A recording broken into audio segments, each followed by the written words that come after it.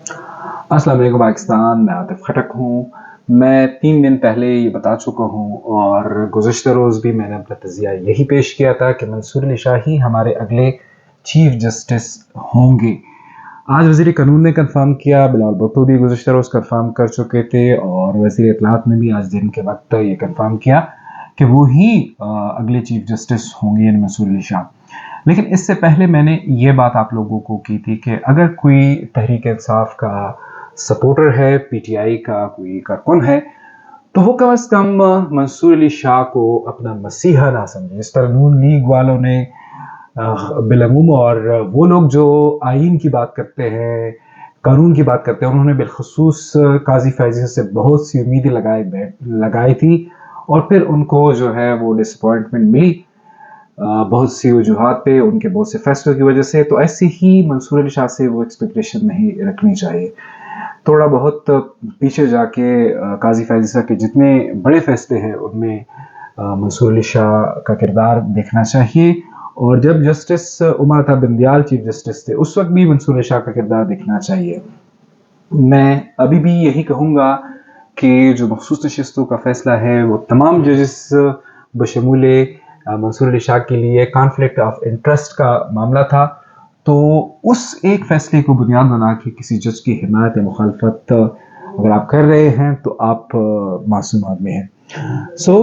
منصور Ali Shah chief justice ہوں گے، اور میں آپ لوگوں کو بتا چکا ہوں کہ اس کے چیف جسٹس ہونے کا نوٹیفیکیشن یا تو اس مہینے کے آخر میں یا پھر اکتوبر کے اوائل میں آپ دیکھیں گے کہ جاری ہو جائے گا۔ لیکن یہ جو آپ کو یا کسی ایک عام آدمی کو یہ خوش فہمی ہے کہ آئینی ترمیم نہیں ہوگی، تو میرے خیال میں یہ بہت آپ کہہ سکتے ہیں کہ معصوم والی بات ہے۔ آئینی ترمیم ہوگی، اور آئینی ترمیم کا ہرگز، چونکہ ایک عام آدمی شاید سمجھتا ہے کہ آئینی ترمیم کا مطلب یہ ہوگا کہ قاضی فیضی کو ایکسٹینشن ملے، آئینی ترمیم کا یہ مطلب ہوگا کہ منصور علی شاہ چیف جسٹس نہیں ہوں گے۔ آئینی ترمیم میں تجاویز ہے اور وہ مختلف ترمیم ہے، صرف ایک ترمیم نہیں ہے۔ تو اگر آپ کا ایک عام آدمی کا، چونکہ ان کی انڈرسٹینڈنگ کا لیول اتنا زیادہ نہیں ہے، انفارمیشن ان کو اتنی زیادہ نہیں ہے، تو وہ شاید سمجھتا ہے کہ صرف چند پوائنٹس پہ اگر مولانا نے ایگری نہیں کیا یا اپوزیشن نے ایگری نہیں کیا اور اسٹرانگلی ان کی مخالفت کی گئی، تو اس کا مطلب یہ ہے کہ آگے جا کے یہ جو ترمیم لائی جا رہی ہے 26ویں ترمیم، یہ منظور نہیں ہوگی اور ان پہ کوئی کنسنسس بلڈ نہیں ہوگا۔ تو ایسا نہیں ہے، ایسا ہوگا۔ مولانا فضل الرحمان کی تمام باتیں، اگر آج کی بات بھی اگر ان کو دیکھے تو وہ کہتے ہیں کہ جو مسودہ شیئر ہوا ہے، جو ڈرافٹ سرکولیٹ ہو رہا ہے، وہ اس کی بات کر رہے ہیں، وہ جو فائنل ڈرافٹ ہے اس کی بات نہیں کر رہے، اور پی ٹی آئی والے بھی ایون وہ بات نہیں کر رہے۔ سب لوگ کہہ رہے ہیں کہ جو ڈرافٹ سرکولیٹ ہو رہا ہے اس حوالے سے اظہار کر رہے ہیں۔ تو آئینی ترمیم ہوگی، ہر صورت میں ہوں گی، اور آپ دیکھیں گے کہ اس پہ قومی مفاد میں جو ہے وہ وسیع تر مفاد میں جو ہے وہ اس پہ اتفاق ہو جائے گا۔ آج وکلاء کی ایک میٹنگ تھی، اس میں بھی اس کے بعد میڈیا سے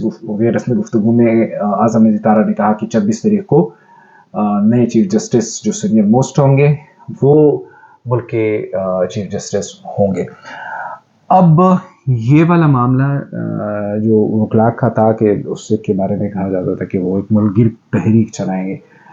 تو اب وہ وکلاء بھی نہیں ہیں، اور عمران خان کے دور میں اگر آپ لوگوں کو پتا ہو کہ اس وقت بھی وکلاء تقسیم ہوئے تھے، اور اس وقت بھی جب ترمیم ہو رہی تھی تو اس وقت بھی وکلاء جو ہے وہ 2 حصے میں تقسیم تھے، اور روز پریس کانفرنسز ہوتی تھی وکلاء ایکشن کمیٹی کے نام سے۔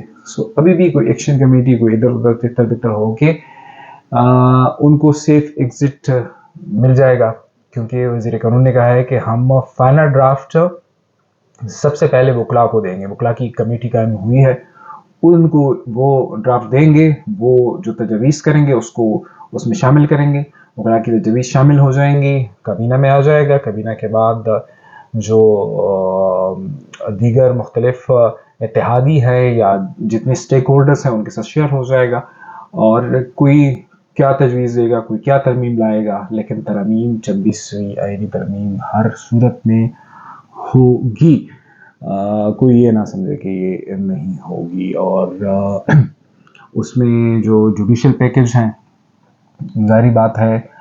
میں آپ لوگوں کو یہ پہلے بتا چکا ہوں کہ حکومت کو منصور علی شاہ کے حوالے سے ایسا کچھ بھی، جو لوگوں نے ایک خوف پھیلایا ہے کہ منصور علی شاہ سے کوئی وہ خائف ہے، ایسا کچھ بھی نہیں ہے. وہ سب